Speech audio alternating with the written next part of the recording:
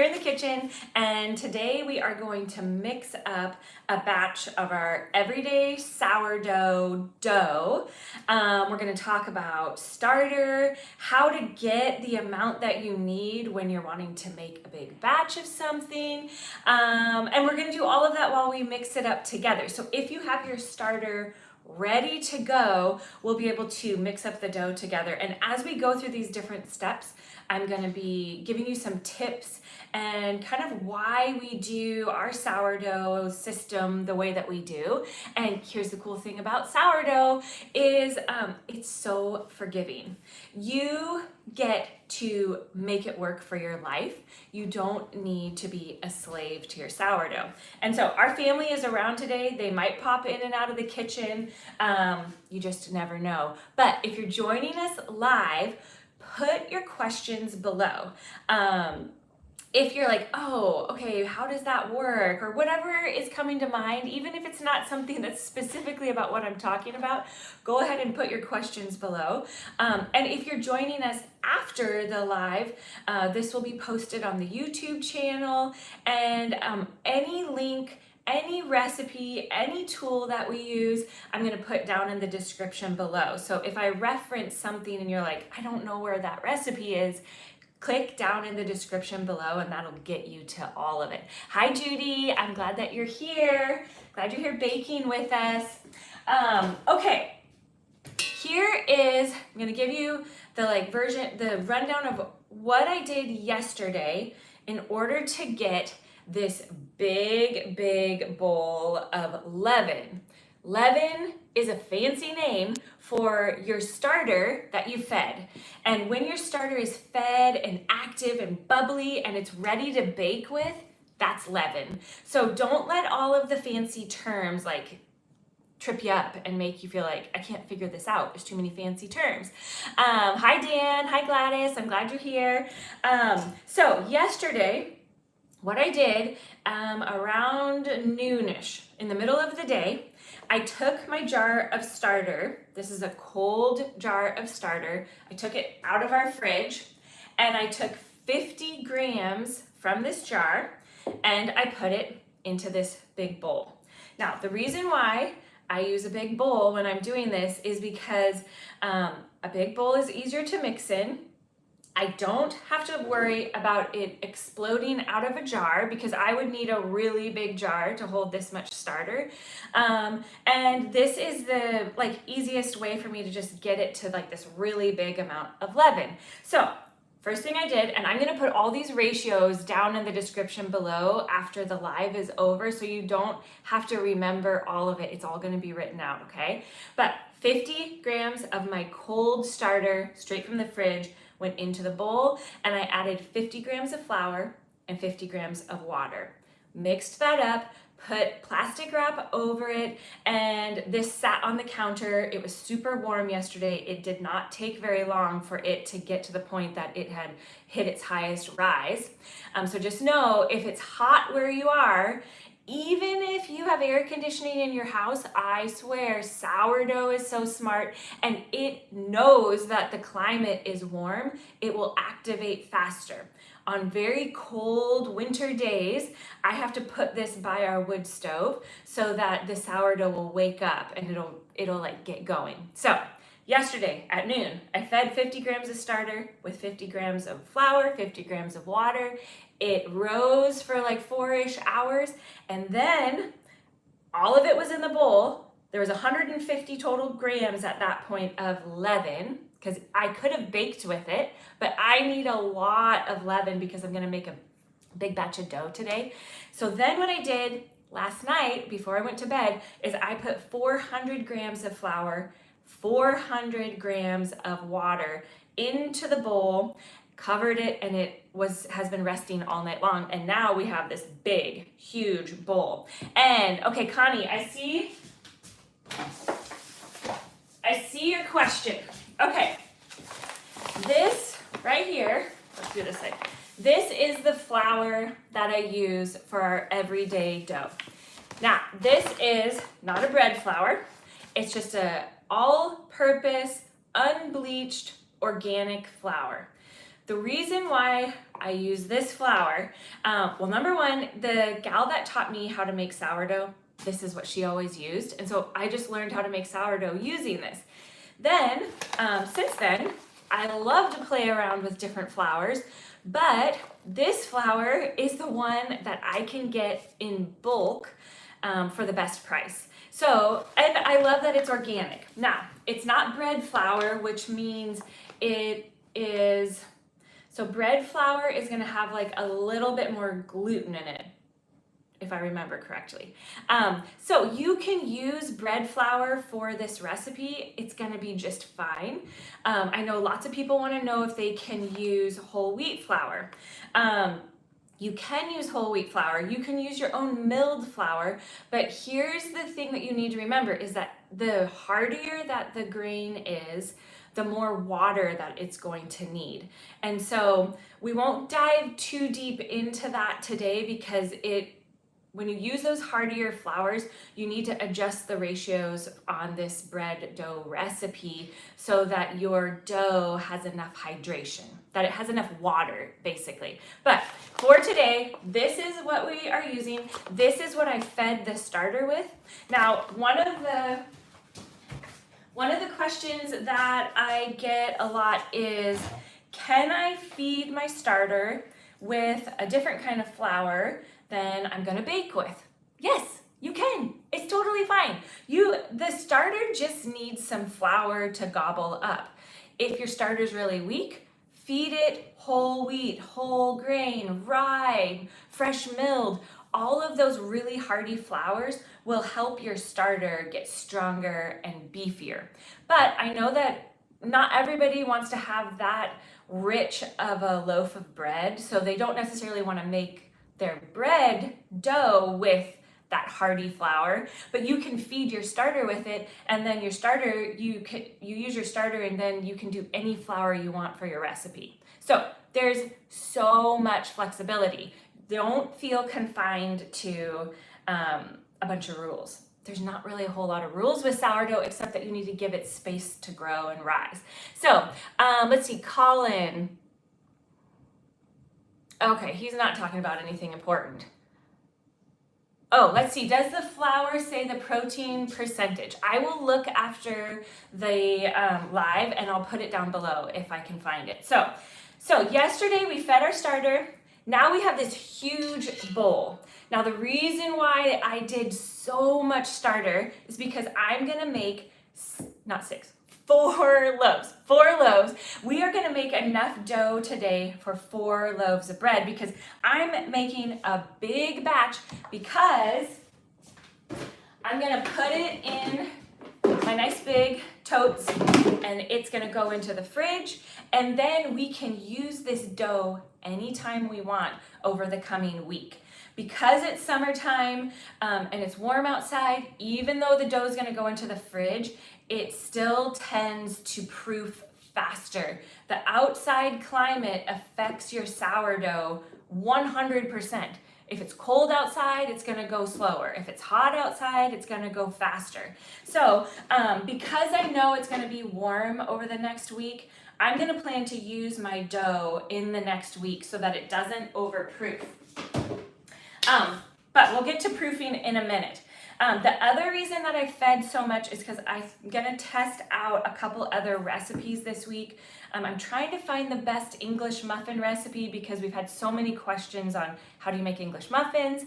And there was another, I have some other recipes I want to test out. I'll share about them later. Also, we get this question a lot too. Okay, yeah, Judy, the second feeding, there was 150 grams of starter in the bowl, and I fed it 400 grams flour, 400 grams water. And yes, I'll put all of the ratios down below with the timing that I did too, because finding the timing that works with your life and schedule is what gives you the freedom with the sourdough. Once you figure out like, oh, it works for me to feed my starter in the morning and then make my dough in the evening, and then I can bake anything I want the next day and beyond, that's the best timing for me personally, but that may not be the best timing for you. You need to figure out the timing for your life. So I'll give you what I do, and then you can see, okay, how can I make this fit into my schedule? So the other reason I fed so much starter is because I love to put a little bit of this fed leaven back into my starter jar that lives in the fridge. And we'll dive into this just briefly, okay? Your starter that lives in the fridge, you don't ever have to directly feed it. This is dormant when it's in your fridge. It's resting. And so if you feed this and put it back into the fridge, it's like you're giving a sleeping person food and they're asleep. They can't eat it. They can't absorb it. They're asleep. So instead, what I do to keep this vibrant and alive and to keep from running out is I take portions of my fed leaven that I don't need for the recipe. So now that would be called discard because I don't need it for the recipe, so it's extra. So it got the term discard, which I would change it if I could. I think it's a terrible term because discard, at least in the English language in America, to discard something means you're going to get rid of it. Don't get rid of it. You can use it and bake with it. And here's the really confusing part of it. Your discard is starter. It's starter. It's sourdough starter. So whatever is extra from your fed starter, if you can't use it, put it back into your jar that lives in the fridge, because what it does is it revives it, because this is already fed. It's like, okay, it's kind of like you go and you wake up somebody who's asleep and you're like, come on, let's go hang out, let's go do something fun. Your fed leaven is going in here and it's like, come on, you're fine, wake up. And it's mingling in there and it's keeping it more active. So when you're adding your fed leaven or your discard into your cold jar in the fridge, what you're doing is you're helping it stay a little bit more active, and you shouldn't be getting very much hooch on the top because it's keeping it revived. The hooch on the top is not bad. Stir it in, mix it up, use it. There's nothing wrong with it, unless it's pink, green, or smells like a baby diaper. Don't use it then. If it's any of those things, you need to throw your starter out. If it just has some liquid on the top and it's turning a little bit gray, it's basically telling you it's been on vacation for a very long time and it needs you to feed it. So that's why I have so much extra starter. This jar is gonna go back into the fridge, and we'll talk more about starter. We'll do another video just about the starter because I know that there's so many questions about the starter, which is good because your starter is your foundation of everything with sourdough. And once you're really comfortable with getting it revived and healthy and strong, your bread will be fluffier and happier, and your bread, it'll be so much more delicious. So that's the brief version on the starter and how we got this much. If you're trying to build up a lot of starter, you're going to do multiple feedings because I don't want to have this much in my fridge all of the time. And so I do multiple feedings to get to the point that I have a big amount. So for our everyday loaf, if you're making a single loaf, you only need 150 grams of starter. And then you're gonna add in, I wrote it down so I don't mix it up, 300 grams of water, 450 grams of flour, and 11 grams of salt. That's for one loaf. And here's the cool thing about it. However many loaves you want to make, you just multiply that. So since I'm gonna do 4 loaves, I'm doing 600 grams of starter.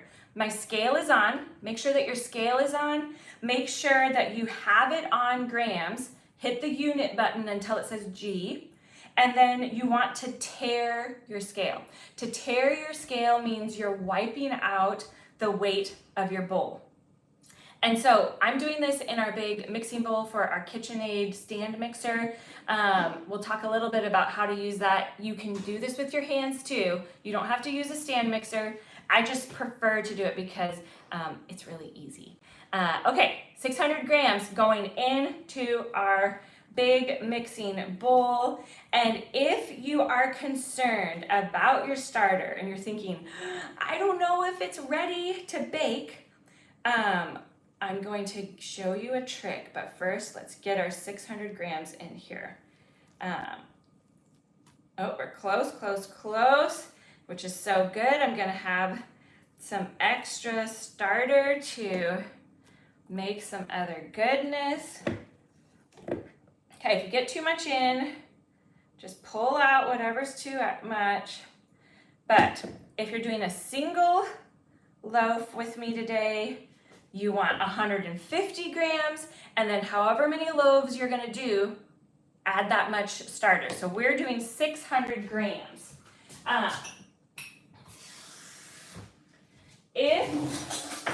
Now this is the easiest, 100% not scientific, but kind of way to see, is your starter ready to bake with? Is it ready? Get a cup of water, put a drop of your starter in, and boom, if it floats back up to the top, which I gave it kind of a long tail, so it's dropped to the bottom. If it floats, it means it's ready for you to bake with. So as long as it's floating, you can bake with it. And you can also take that starter back out of there and you can use it. There's nothing wrong with it.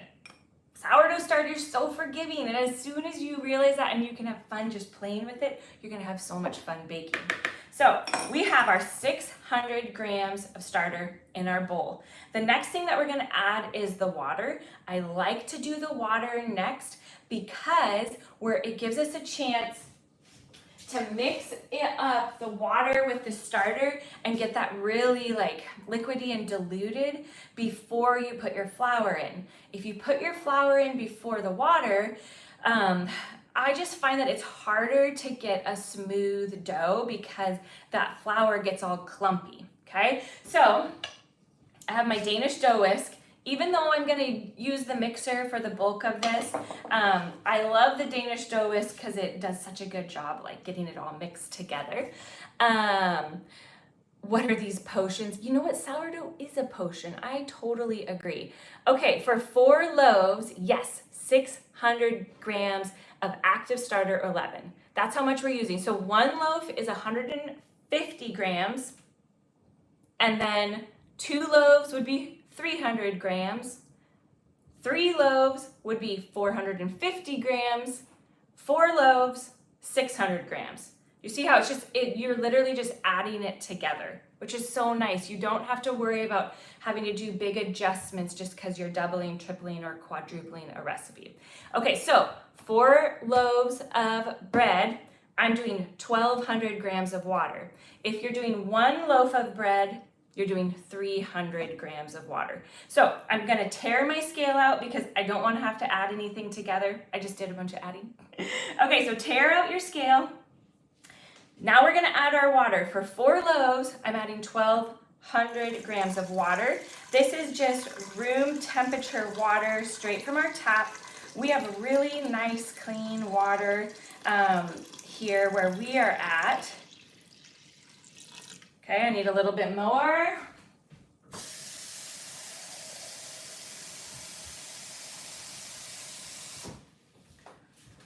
If you do not like the taste of the water when you drink it out of your fridge or your tap, go ahead and just buy filtered water and use filtered water so that you're happy with the flavor. Because the main thing is that, like, let's say that your water was really chlorinated. It's not really gonna do much to, like, it's not gonna make your sourdough bread not work. It's really just like you might not like to have that hint of the flavor in there. So if you don't like the flavor of your water, just get bottles of filtered water. Yes, read it, correct. 1,200 grams of water just went in. Hi, Steve, I'm glad you're here. Hi, Kirsten. Okay, now I'm gonna take it off the scale. Mixing and pushing down on your scale too much can like throw off the balance of your scale. So if you're gonna mix, just take your bowl off the scale. Use your Danish dough whisk or a fork.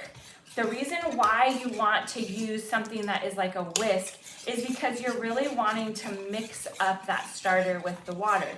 Don't worry about, like, you know, this isn't like you're pushing the air out of it and it's going to cause a problem. We want that starter to be able to work its way through the whole batch of dough. And your sourdough starter is a live, living yeast. It takes the place of yeast. It's why yeast, you know, if you make a yeasted bread, you wouldn't use sourdough starter. So we're mixing up our starter. Now it just looks really liquidy. There's no clumps in there, okay?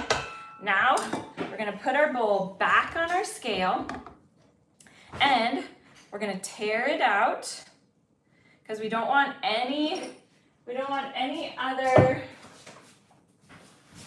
we don't want to have any other measurements on there, because now, okay, if you're making one loaf, you are going to add 450 grams of all-purpose flour.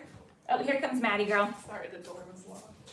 She just was delivering cinnamon rolls to Grammy and Bampa. They live down the road, and we made cinnamon rolls this morning because it was Parker's birthday, and well, yesterday was his birthday, but today all of the boys that slept over, they had cinnamon rolls for breakfast. And yes, you will get the cinnamon roll recipe someday soon, as soon as I have time to do the video. They are so amazing. They're delicious. Okay, you're wondering, why did you measure your water? Okay, I measured the water in grams.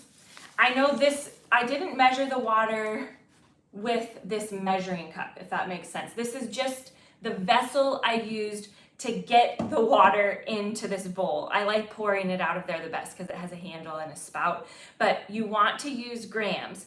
Grams is the most, well, doing the weight of it essentially is the easiest way to ensure that you're always using the exact same amount. Let's use flour, for example. If somebody said, okay, put 3 cups of flour into your recipe, well, depending on how long your flour has been sitting, depending on how you scoop your flour, the amount of flour you put in for 3 cups will very well be different than the amount of flour that I put in for 3 cups, just because we're different people, there's different environments, and the flour gets settled and sometimes it gets packed in. So when you use your scale, and this is why all of the sourdough recipes are, I shouldn't say all, most of the recipes you're going to find are going to be in grams, because it's the easiest way to ensure that you're always doing the same consistent measurements. Weight of it is better than just eyeballing, like, did I do the same amount of flour? And sourdough is a science, just like any kind of baking. And so honestly, I don't know why the US switched to using cups and tablespoons and all of that stuff. I think it would be so much easier if we just used like the scale for everything, but I can't change everything, right? We can make good sourdough. Okay, so on your scale, you want to make sure that it says G for grams, okay? And we're moving on to the flour measurement now. If you're doing 1 loaf, you're going to do 450 grams of all-purpose flour or bread flour. If you are wanting to use whole wheat flour, I would only do 350 grams, because that whole wheat flour needs so much more moisture in order to really get hydrated. If you are using fresh milled flour, I would start back at 300 grams of flour per loaf and see how your bread is acting. If it's still really sticky, then you can slowly add a little bit more flour to it. But if you're using all-purpose flour or bread flour, what we're putting in right now is 450 grams per loaf. And because I'm making 4 loaves, I'm putting in 1,800. So my scale is on grams, and I teared out the scale, and this is why I love the scale so much, because 1,800 grams of flour is a lot of cups of flour, and it's very easy to lose track of how many cups you've put in.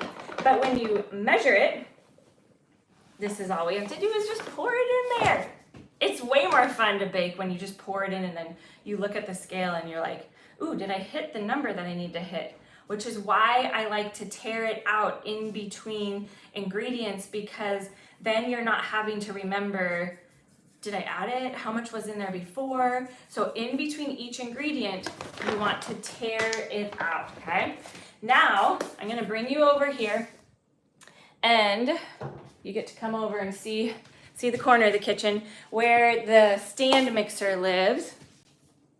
We're gonna put it on here, lock it in, and then, let's bring you a little bit closer. This is the dough hook. And your stand mixer would most likely come with a whisk and a beater paddle and then a dough hook. The dough hook is what you want to use anytime you're making any kind of dough, not cookie dough. It doesn't work for cookie dough. This is like if you're doing any kind of yeasted dough or sourdough, anything like that. Now, here's the other thing. Stand mixers are all a little bit different depending on what size yours is. Some of them, this part like opens up, it moves like that. Mine has a handle on the side, and you have to pull it up in order for the dough hook to hit the bottom of the bowl and actually be able to mix it up, okay? So here's the thing. When you are doing your sourdough in your stand mixer, you want to start always on the lowest setting. If you go to a high setting, flour is gonna fly everywhere. And our goal right now is to simply get this so that everything is sticking together. So if you're mixing this up with your dough whisk, you're gonna just mix until nothing's stuck on the side of the bowl anymore. There's no big chunks of flour, and everything's beginning to come together. So let me show you what it looks like in here. So I'm gonna let it go, not until the dough is smooth, but just until the dough is, like there's no more big chunks of flour on the side of the bowl. And we're almost there. I'm gonna say that is good.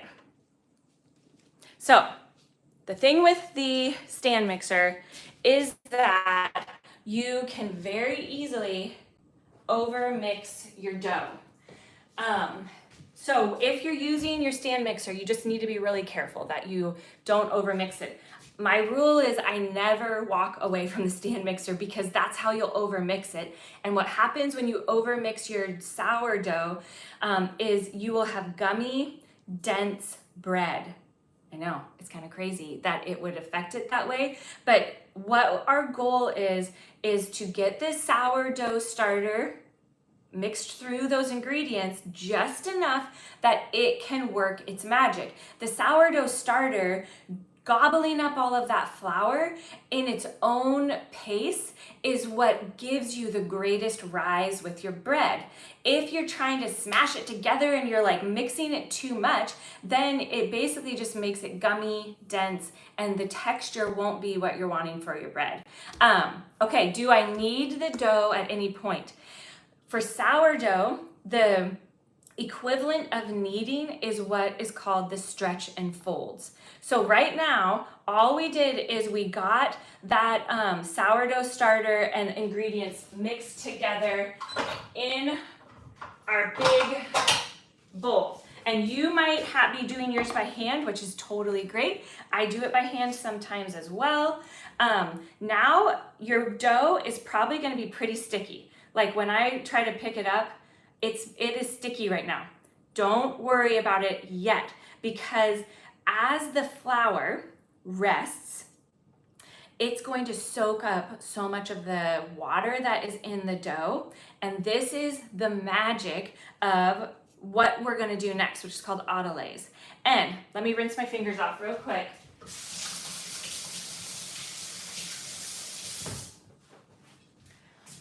The reason why I took the bowl and I brought it over here is because I want to put it back on the scale.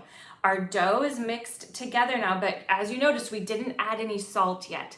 Salt is essential for getting the best flavor. You don't need a ton, but you need that for the best flavor. But if you add the salt first. Like if we had already added it and the salt was mixed in with the flour and the water and starter already, what it would do is it inhibits the flour from fully getting hydrated.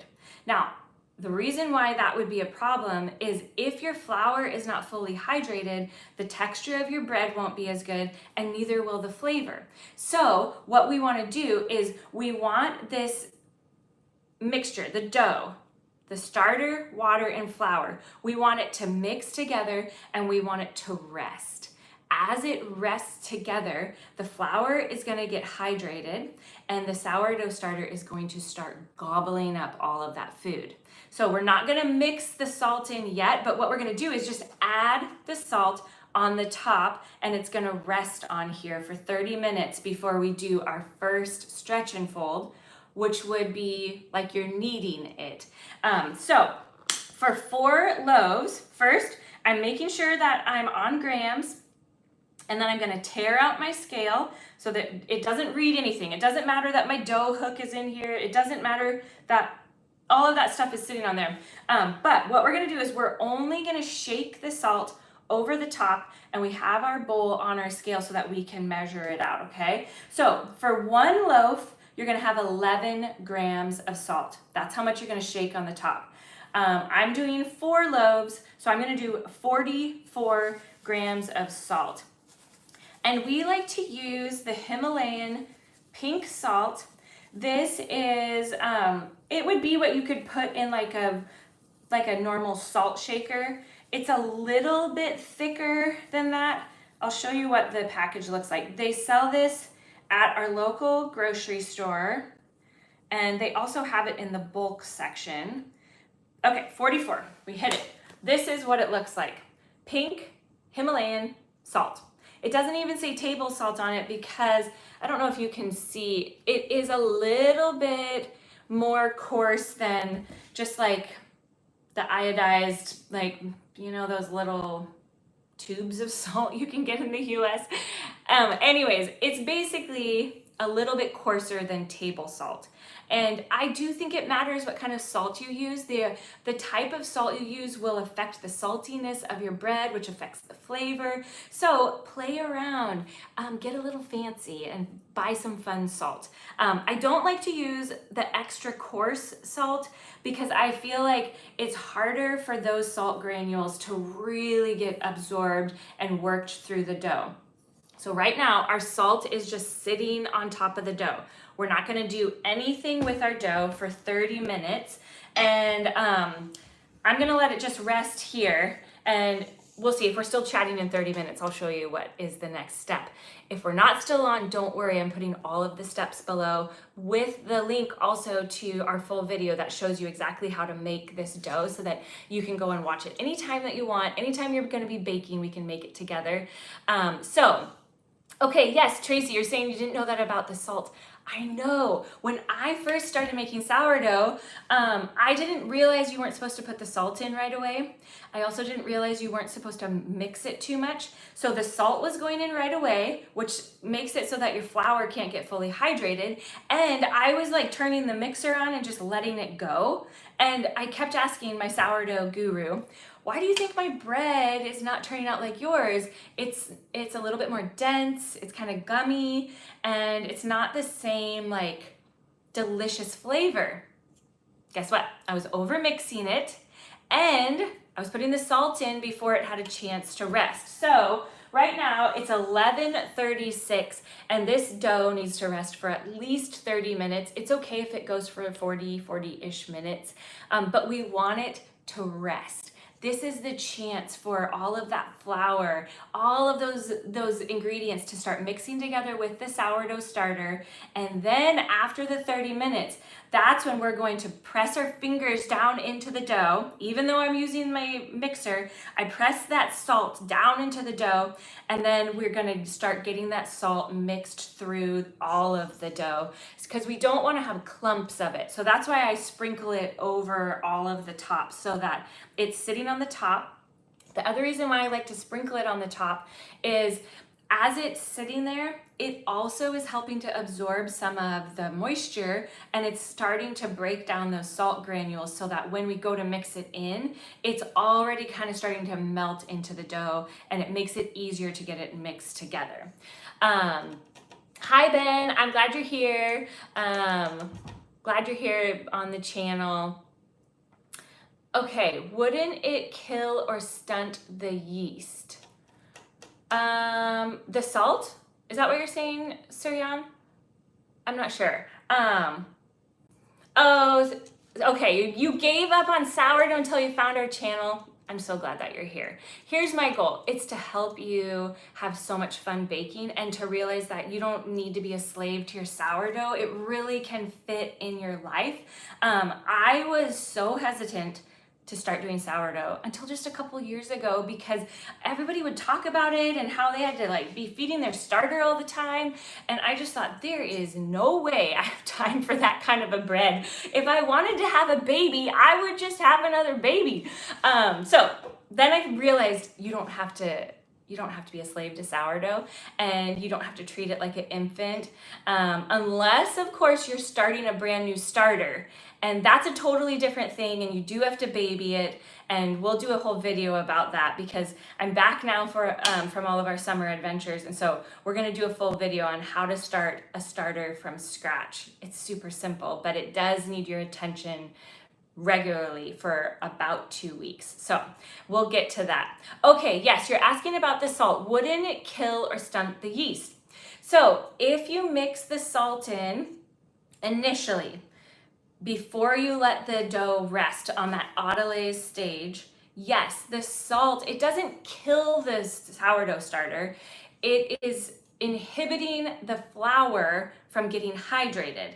And as that flour gets hydrated, it's easier for that starter to gobble it up. So the salt doesn't kill it. It's just stopping the process from being as complete. And so that's why salt goes on the top. Let it rest on the top for that first 30-ish minutes. And then we're gonna like stick our fingers in there and get it in there. What's the largest number of loaves that I've made at one time?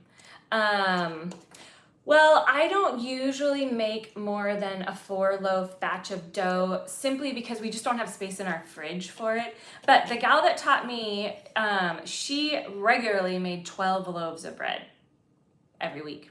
She has a really big family and she would sell it. And so that's why you see people making these huge vats of starter. But I don't like to make more than 4 loaves of dough at a time because if your dough sits in the fridge for too long, more than maybe 9 to 10-ish days. Sometimes I can stretch it to 14 if it's not super cold outside. But if your dough sits in the fridge for too long, it will overproof. And when you overproof your dough, there is quite literally nothing you can do to fix it. And so I don't want it to get to that point because I want to be able to use it all up. And usually we only will use about 4 loaves of dough in a week. And if I make more than that, I have to make a whole bunch of space in the fridge. So just make as much dough as you think you would use in the next like 10-ish days. Now, there is this really cool trick. Like, let's say that you were like, oh, I'm not gonna have time to bake all of this, or we're not gonna have time to eat it all, but I don't want it to overproof.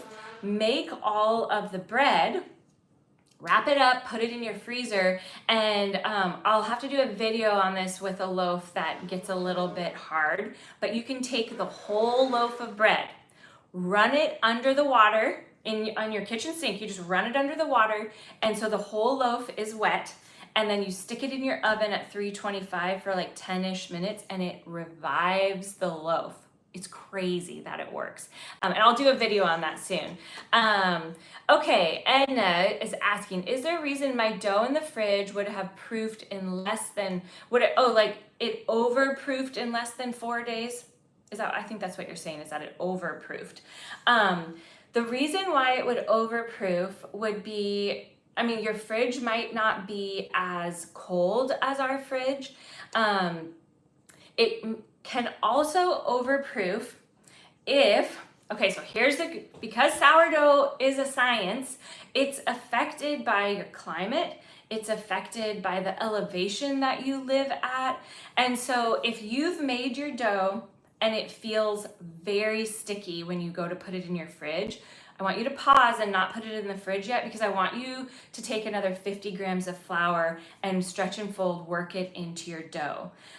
If your dough is too sticky, it will overproof faster, because, and I need to go and like read through the science of it again, but there's something about more water allows it to overproof faster. So if you're noticing that it's really, really sticky, I give you permission, get more flour in there.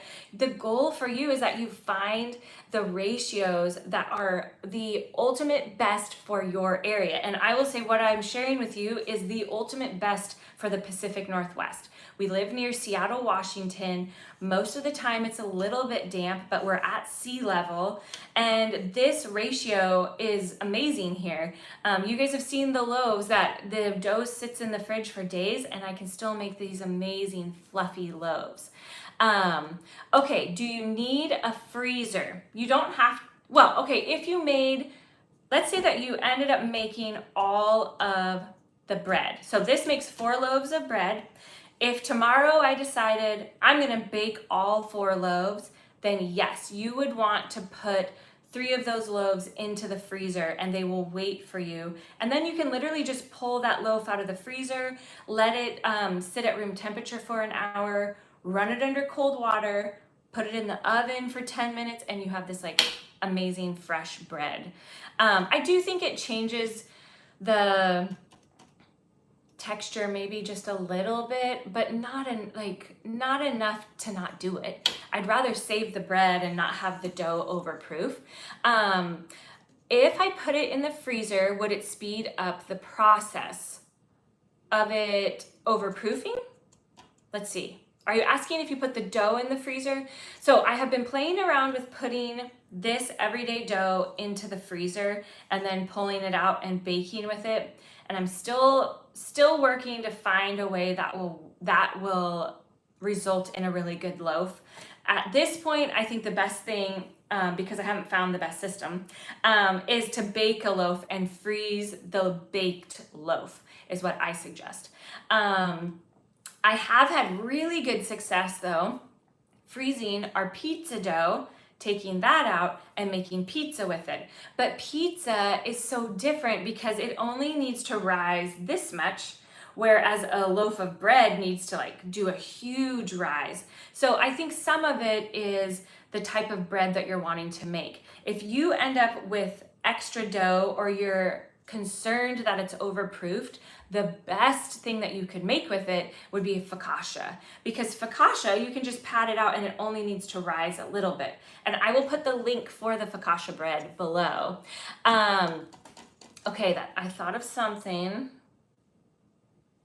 I lost the thought, but I'm sure it will come back to me. So right now, our dough is resting. I'm gonna talk you through what is gonna happen next, because we're not gonna stay on the live for 2 more hours, but our dough is going to need our attention briefly over the next 2 hours. In 15 minutes, I'm going to stick my fingers down in there and I'm gonna push the salt in, and I'm going to run my mixer for 5 or 6 turns around the bowl to help get the salt incorporated, and that is going to be our first stretch and fold. If you are not using a stand mixer, you're going to push your salt down into your dough and you're going to reach your hand in and you're going to stretch and fold and you're going to work your way around your bowl. That's our first stretch and fold. Then we're going to give it another 30 minutes. You're going to cover this with a cloth so nothing floats in and falls into your bread. And the cloth helps a little bit from the moisture escaping, but we're not trying to trap the moisture in. We're not trying to put like saran wrap or plastic wrap over it. A cloth is great. It's gonna rest for another 30 minutes, and then you're gonna do your second stretch and fold. Then put your cloth over it, rest for 30 minutes, third stretch and fold, final rest for 30 minutes, fourth stretch and fold, and right after the final stretch and fold, all of this dough is going to go into our big bins and it's going to go straight into the fridge. And that is where it gets to do its cold fermentation. I don't let our dough sit on the counter because it's too easy for it to overproof. If it's hot outside, if you forget about it, boom, all of a sudden you've overproofed your dough and you essentially have to start over, and I don't want that to happen to you. And I don't want to have to worry about the dough. So I put it straight into the fridge. Now, if you are wanting to bake today, you're wanting to make that loaf today, then you can allow your dough to rest for another hour out on the counter after your final stretch and fold, okay? If this is what you're gonna do if you want to bake your loaf today. You're going to let the dough rest on the counter for an hour. Then you're going to shape it and either put it in your loaf pan or in your banneton basket or like whatever shape you're gonna do. And you're going to allow it to rest shaped for 1 hour. This is all on the counter, okay? Out at room temperature. Then you're going to do your final tension creating, score, and bake. You can do all of it in one day if you want to. I just don't choose to do it that way because I have some other work I have to do today and there's just like other life going on. And so I like to get the dough made on one day and then it's just ready for me to bake tomorrow or any day over the next 10 days. The longer that your dough is able to rest together, the more the sourdough breaks down the gluten in it, and it's actually easier for you, your gut to absorb and break down the bread. It's why sourdough is like if somebody has a gluten intolerance, not an allergy, not celiac, but a gluten intolerance, it's easier for people to processed sourdough bread because the gluten has been fermented by the sourdough starter and it started breaking it down, which makes it easier for your body to digest it. So it's one of the reasons why we love it so much because guess what? I can't really have a ton of wheat and gluten, but I can totally have sourdough. And so it's why I was willing to figure out how do we make this work in our life because it's so much better for us to enjoy this kind of bread than buying processed bread and gluten and wheat from the store. Okay. Gladys is asking, does it influence the taste of the bread if you leave the dough more days in the fridge before you bake it? Such a great question. We have not found that it affects the flavor that much. True sourdough bread is a very mild, savory, a bit sour flavor. If you have gotten sourdough bread from the store and it is really bitey, it most likely is not real sourdough. What they do at a lot of like store bakeries is they actually put vinegar into the bread to give it that sour flavor, but they're not making it with sourdough starter. And so that bread is not sourdough bread. So when you buy sourdough bread, you need to ask or read on the label, is this made with sourdough starter?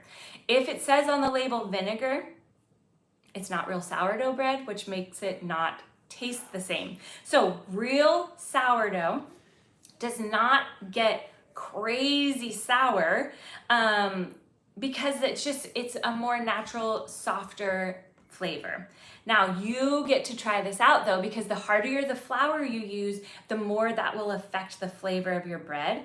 And the hardier the flour, it can change the way that it tastes because that sourdough starter had more gluten to gobble up. Okay, am I a nutritionist? I'm not. But I've just read and studied so much about it because I love to understand what it is that's happening so that I can explain it to other people because I just think it's fascinating. And years ago when my husband and I were first married, I almost became a nutritionist because I just am so fascinated by food and health and healthy living. And so I think it just is it's a passion, but it's not a job. I get to just enjoy good food and share it all with you. So whatever I say is just literally what I understand from what I've studied. So don't go to your doctor and tell you I told you something to do because I'm not a doctor, I'm not a nutritionist. I'm just a gal who loves to bake and invite you into the kitchen with us. Okay, does my husband share you at all? Oh, Bill, you're very nice, but no. I'm only for him. Okay, we have 6 more minutes, so I will answer questions for 6 more minutes, and then I'm going to show you how I mix the salt in. Okay, one question that we get a lot is, how come we have a different recipe for pizza? How come we don't use this everyday dough for pizza? You can use this for pizza, and it actually makes really good pizza. But our other recipe for pizza makes better pizza. What I found, and here's why I have the 2 different recipes. This everyday dough is the dough itself is a bit stickier than the pizza dough. When you look at the pizza dough ratios, which I will put the link to how to make the pizza dough down in the description once this live is done, the pizza dough ratios have more flour and a little bit less water. And the reason why I have it that way is because I need the dough to be really easy to work with, because we pat it out and then we make pizzas in our pizza oven. And if the dough is really sticky, it's really hard to work with getting it in and out of the pizza oven. So the result of it is that the pizza dough is fluffier because there's more flour, it fluffs up a bit more, and it's a little bit softer. If you use this everyday dough for pizza, I suggest using a pizza pan or a pizza stone. It makes really good pizza, but it's thinner, which a lot of people love, and it also is a little bit chewier. So our pizza recipe is fluffier, a little bit softer, a little bit easier to work with if you're using it in a pizza oven. Our everyday dough, if you make pizza with it, is a little bit thinner and a little bit chewier. So it depends on which one you like. You get to choose. Okay. I have one more tip for you. And then, okay, you've always been confused with the pizza dough. Is the one you put in the oven different from the one you put in the grill? No, it's actually the same. So the pizza dough recipe, we use it in our oven right here, and I pat it out into pans, let it rise, we top it, and we bake it. And the thing that changes the way, like the texture and everything about the dough, is how it's baked.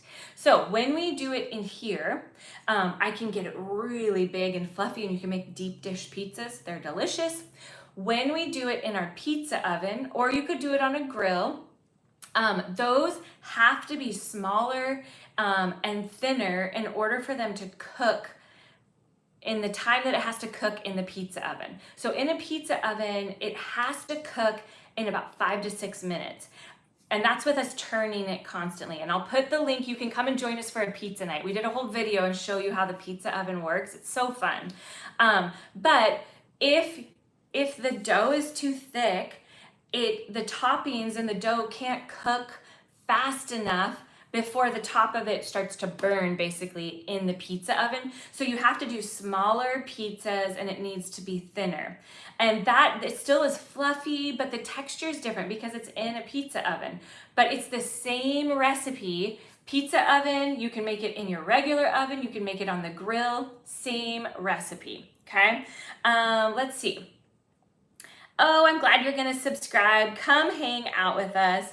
Okay, let's see, Kimberly's asking, how do you get that much starter to start out with? Oh, okay, so back at the very beginning of the live, I talked through it, but essentially if you're needing a large amount of starter, you're going to do multiple feedings. And I'm gonna put all of the ratios and stuff down below, but I started with 50 grams of starter cold from the fridge, fed that, then I did a second feeding with a really big ratio. Now, okay, one last thing, and then we're gonna mix this up. The reason why people do different ratios when they're feeding their sourdough starter is because different ratios allow your starter to rise at different rates. When you do a very small ratio, if you see a 1 to 1 to 1, it means you're using the same amount of sourdough starter as water as flour. It's all gonna be the same amount. And when it's the smaller ratio, your starter will rise the fastest. When you do a bigger ratio, so I do a 1 to 4 to 4, that's when I do my final feeding, and I do that bigger ratio because I want my starter to be able to rest and rise for 12 hours, which is essentially overnight. I don't want to have to worry about it hitting its highest rise before I get up the next day or have time to work with it. So the bigger the ratio, the longer it takes for it to rise. And here's the cool thing, when you use those bigger ratios for your starter, your dough will also be able to proof for a really, really long time before it overproofs. And that's why I like that big ratio, because it allows us to put our dough in the fridge. It can stay in the fridge for days upon days and it doesn't overproof. If you use a very small ratio, 1 to 1 to 1, and you use that starter in this same recipe that I gave you, your dough is going to rise faster and it will overproof faster. So if you're wanting to keep your dough for multiple days in the fridge, make sure you use that bigger ratio when you feed your starter.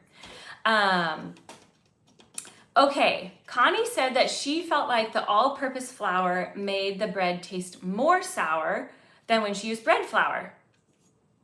It's like you have to just play around with it, and every climate affects the flavor of your bread. It's why there's San Francisco sourdough and Seattle sourdough, because people truly believe that the environment that we live in, the natural air that is around it feeds the bacteria in different ways, and like the salt air that we have here gives it a different flavor.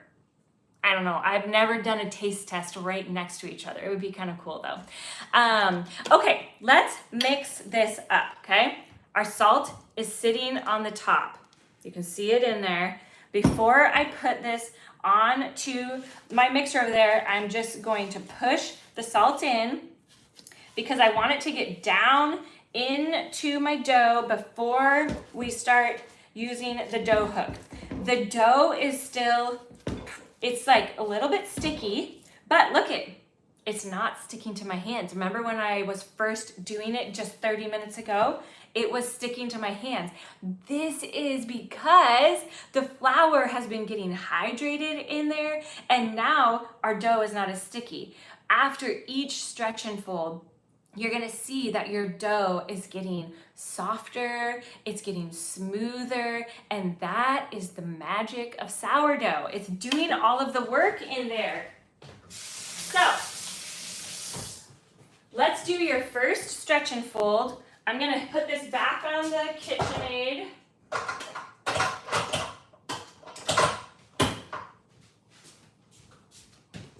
I'm gonna bring you over here so that you can see how long we do it. It's very short. So I gotta make sure that I put my dough hook back on. And sometimes it gets, okay, come on. There we go. We gotta put our bowl up and let's turn it on. It's on the lowest setting, and our goal is to just go around about 6 times. And I think we're getting close. Typically 6 times the dough will pull away from the side, just like that, okay? The first time that we do the stretch and fold, I let it go just a little bit longer just to ensure that our salt has gotten down in there. And now we're gonna cover it up and we're gonna set our timer for 30 minutes, and then you'll come back and you'll do your second. Repeat that until you're done with all your stretch and folds, and then get it into your fridge. And as soon as this uploads, I'll get all of the links and the recipes and everything down into the description, so you can always pop back on here and you can make it again with us. Or click on over to one of the other videos if you want to just do the recipe and not have all of the details in between. But thank you so much for joining us here in the kitchen. We love bringing you along for all of the fun, and we got lots more sourdough stuff coming. We have a dahlia video coming later this week. If you like to garden and you like having flowers, come hang out in the garden with us. We love sharing our life with you. Okay, wait, I'll do one more question. Does the amount it takes, okay, I'll have to read that. I'll see if I can answer these. Yes, Tracy, I'm using the mixer to do the stretch and folds, but just remember, you only want the mixer to run, have that dough hook go around the bowl. I basically count to 5 or 6 very slow. I go 1, 2, 3, 4, 5, turn it off. You don't want to overmix the sourdough. You want that sourdough starter to do all of the work. We are just here to like get it worked through like on a gentle way. So if you're doing it manually, you're just going to put your hand in, pull it up, stretch, and you fold it down. And that's all it really needs. It doesn't need deep kneading the way that a yeasted dough would. It acts totally different than if you're using yeast. So thank you so much for being here. I love doing lives with you. We'll pop on and do another one later this month because it really is so fun to be able to bake together. And if you ever have ideas or you're like, ooh, how do you make this? Or how does this work? Please put your questions in the comments. We love getting your questions. You help us create more content by asking questions because it helps me to see what we can help explain. And then I do a deep dive and I figure it out, and then I get to come and help you understand so that you can enjoy filling your table. Because here's the thing, there's so much joy in filling your table because it gathers people together, and there is no better invitation than good food. So we're glad you're here. And okay, hi Julie, you finally made a live show and I just now have to turn it off. But don't worry, this live show is going to go onto the channel. You can come back and watch it anytime you want. So now I have to remember how to turn this off while I'm staring at the camera. It's really like the most awkward thing, but I think I just hit this right here. Bye guys, I'll see you all later.